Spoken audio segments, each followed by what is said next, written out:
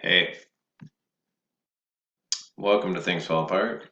Today we're going to be talking page 120 to 150. And at the beginning of chapter 13, which is 120 and 121, there's an announcement made, right, through all the villages that Izudu had passed away, right? On page 121, it said it was Okonkwo's village again and again. Weidu was called, and men waited breathlessly in all the 9 villages.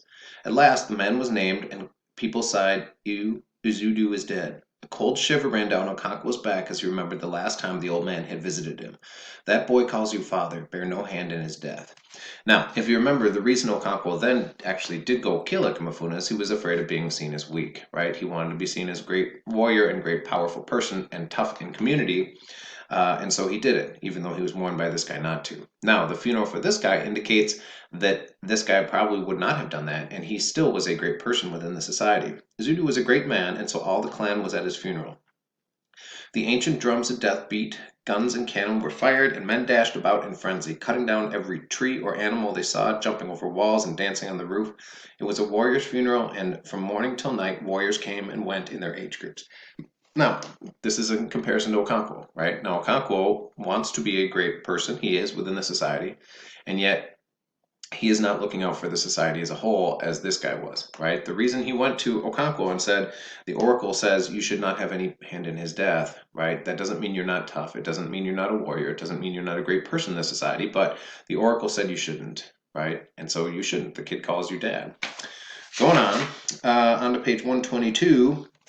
We get some kind of more cultural information here. The land of the living was not far removed from the domain of ancestors. There was coming and going between them, especially at festivals and also when an old man died, because an old man was very close to his ancestors.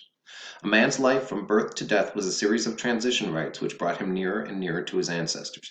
Now, for Okonkwo, who was so deeply ashamed of his father and ended up being like his father, this crossover between the spirit world and the physical world is important because you can come in contact with your ancestors, right? It was a great funeral, such as befitted a noble warrior. The evening drew near, the shouting and firing guns, the beating of drums, and brandishing and clanging of machetes increased. Going on to page 124. Now, in the midst of all the yelling and firing of guns, both in remembrance and celebration, and then from the center of the delirious fury came a cry of agony and shouts of horror. It was as if a spell had been cast. All was silent. In the center of the crowd, a boy lay in a pool of blood. It was the dead man's 16-year-old son, who, with his brothers and half-brothers, had been dancing the traditional farewell to their father. Okonkwo's gun had exploded, and a piece of iron had pierced the boy's heart. Now, we got a couple different things going on here. First of all, the father of this guy was the one who warned Okonkwo about doing that, and then Okonkwo ends up killing his son in addition to Ikemefuna, who calls. So I think there's some irony there. And also, if you remember back to Okonkwo's big fears being thought of as being weak, when his wife made the comment about guns and never shoot, right? He's a great hunter, he's a great warrior, but he's never killed anyone with his gun or did any hunting with his gun. Here, we had his gun accidentally went off when he did not want it to. Now, in terms of emasculating things, this is similar to kind of the impotent idea that his wife was bringing forth here. Here, he did not want to fire his gun, and his gun went off when he did not want it to. Anyway, the result of this is he's banished. Now, we got two different types of crimes one could commit, masculine and feminine. Masculine would be with intent, that he intentionally tried to kill this kid. The female version is inadvertent or accidental, but he's still banished for a number of years. Now, again, for a person who wants to be seen as hypermasculine, to committed a feminine crime is not ideal. And on page 125, so then after that, Okonkwo and his family had to flee, and they burned down his compound. It was the justice of the earth goddess, and they were merely her messengers. They had no hatred in their hearts against Okonkwo. His greatest friend, Obierika, was among them. They were merely cleansing the land which Okonkwo had polluted with the blood of a clansman. Now, if you remember, Nawoya has kind of commented and thought about some of the things about Igbo society that he doesn't like. Obierika does the same. Obierika is a great, powerful person in the society, as powerful as Okonkwo, except he is a better person because, not better, but he looks out for the community more. He's more thoughtful. He's less violent. He's much better at talking. When the will of the goddess had been done, he would sat in his obi and mourned his friend's calamity. Why should a man suffer so grievously for an offense he had committed inadvertently? But although he thought for a long time he found no answer, he merely led into greater complexities. He remembered his wife's twin children, whom he had thrown away. What crime had they committed? So he was the one who had to take the babies that his wife had just delivered and bring them to the forest to put them in clay pots. The earth had decreed that they were an offense on the land and must be destroyed, and if the clan did not exact punishment for an offense against the great goddess, her wrath was loosed on all the land and not just the offender. As the elder said, if one finger brought oil, it soiled all the others. Now, again, you can see the effect of Okonkwo's choices and decisions based on this comment, right? So if punishment is brought upon the clan, it's not just on the person who did it, it's on everybody, right? Now, beating his wife during a week of peace, trying to shoot his other wife, all of these things, and killing a Vikimafuna who he's not supposed to, are going against culture and going against society and what he's supposed to do, right? And so it's bringing punishment not just for him, but for everybody. Part 2, things have changed, right? Okonkwo has been in exile for a while now, and he is sent to the motherland. That was many years ago. Today, Okonkwo was not bringing his mother home to be buried with her people. He was taking his family of 3 wives and children to seek refuge in his motherland, right? This is the family that his mother belonged to. Okonkwo's wife belonged to. Mother, rather. I take that back. Mother belonged to. Now, on page 131, we get some information about Okonkwo. Okonkwo and his family worked very hard to plant a new farm, but it was like beginning life anew without the vigor and enthusiasm of youth, like learning to become left-handed with old age. Work no longer had for him the pleasure in it used to have, and then when there was no work to do, he sat in a silent half-sleep. His life had been ruled by a great passion to become one of the lords of the clan, but clearly his personal god or chi was not made for great things. A man could not rise beyond the destiny of his chi. The saying of the elders was true: if a man said yea, his chi was also affirmed. He was a man whose chi said nay, despite his own affirmation. And so he felt like he's just kind of destined or fated to not be the great person he wanted to be. Now, during this time, he's pretty depressed, right? One of the papers you can write, as I talk about in one of the earlier lectures, is the role of women within the book, right? Women are kind of help keep the society together. They keep holding everything together, right? And Okonkwo is depressed about going to the motherland, and we have some very good information about women here. Why is Okonkwo with us today? This is not his clan. We are only his mother's kinsmen. He does not belong here. Can you tell me, Okonkwo, why is it that one of the commonest names we give our children is Ninka? Mother is supreme. We all know that a man is the head of his family and his wives do his bidding. A child belongs to its father and his family and not to its mother and her family. A man belongs to his fatherland and not to his motherland, yet we say mother is supreme. Why is that? There was a silence. I want Okonkwo to answer me. Now, he's talking down to Okonkwo. This is his uncle. I do not know the answer, Okonkwo replied. You do not know the answer. So, you see here you are a child. You have many wives and many children, more children than I have. You are great men in your clan, but you are still a child, my child. Listen to me, and I shall tell you. But there's one more question I shall ask you. Why is it that when a woman dies, she's taken home to be buried with her own kinsmen? She's not buried with her husband's kinsmen. Why is that? Your mother was brought home to me and buried with my people. Why was that? Okonkwo shook his head. He does not know that either, said Uchendu. And yet he is full of sorrow because he has to come live in his motherland for a few years. He laughed a mirthless laughter and turned to his sons and daughters. What about you? Can you answer the question? They all shook their head. Listen to me, he said, and cleared his throat. It's true that child belongs to his father, but when a father beats his child, it seeks sympathy in his mother's hut. A man belongs to his fatherland when things are good and life is sweet, but when there's sorrow and bitterness, he finds refuge in the motherland. Your mother is there to protect you. These are some good quotes. It's right that you, Okonkwo, should bring to a mother a heavy face and refuse to be comforted. Be careful, or you may displease the dead. Your duty is to comfort your wives and children and take them back to your fatherland after 7 years. But if you allow sorrow to weigh you down and kill you, you will all die in exile. These are now your kinsmen.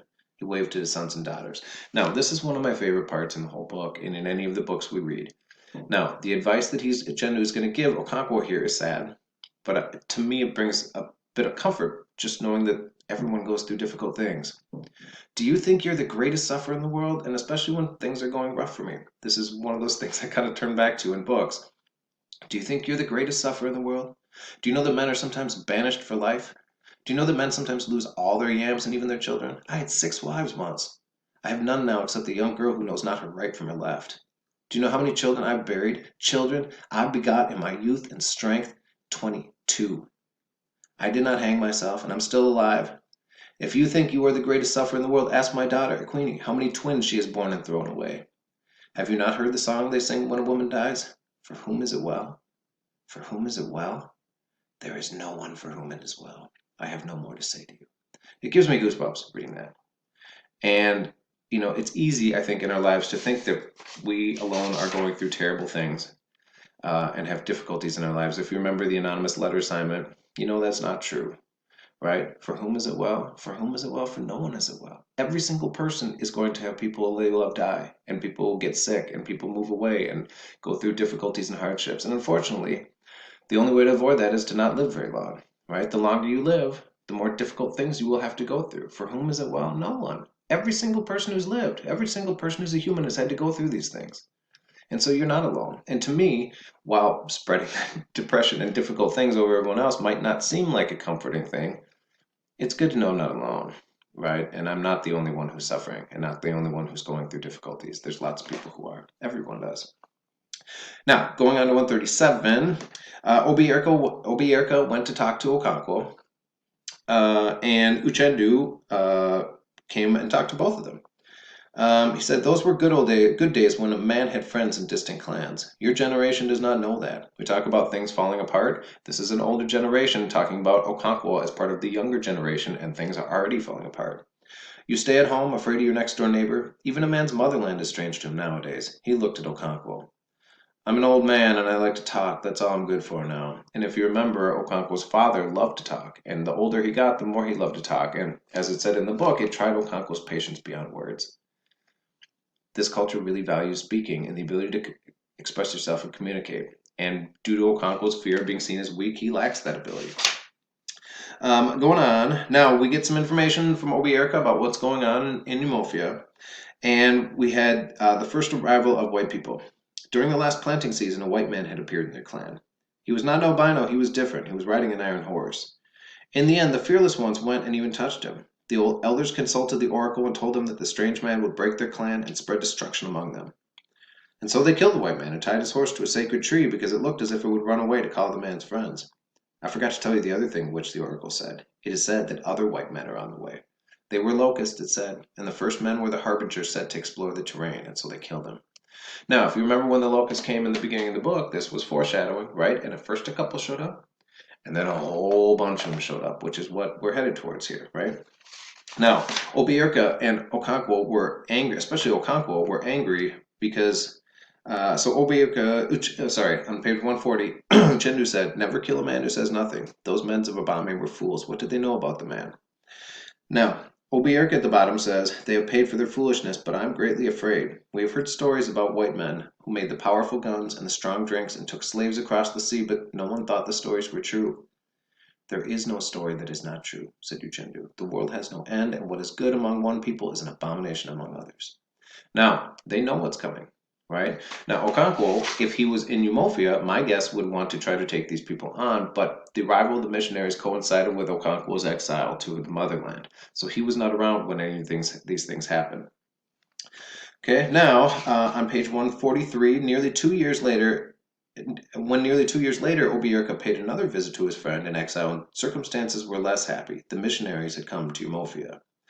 Chilo, the priestess of Agbala, called the converts to the excrement of the clan, and the new faith was a mad dog that had come to eat it up. Because some people started to take to Christianity, right? And the people who did generally were the people who were suffering under the societal rules. And this is going to happen more and more, right? So Nemoya rejects his father on page 144 and says, how's your father? Obi-Erka said, not knowing what else to say. I don't know. He's not my father, said Nemoya unhappily. Now, he talked about he is disowning his father and disowning the clan. And I think partially, if we go back to, if Okonkwo had been able to talk to his son more effectively, or let his son talk to his mother and Ikamafuna more and learn more positive cultural stories, or even be able to explain to his son why he's doing what he's doing, maybe we don't have these issues, right? But because Okonkwo is so bound and determined to be tough and strong and masculine, he lacks the ability to communicate, and then he ends up with Nemoya rejecting him. Nemoya was one of the first converts. He did not understand it. The hymn about brothers who sat in darkness and in fear seemed to answer a vague and persistent question that haunted his young soul. The question of the twins crying in the bush, and the question Ikamafuna was killed. His callow mind was greatly puzzled. Okay, and that is all for today. So we got 2 more of these left, and then we will get ready to start talking about the last book for the term. Thank you.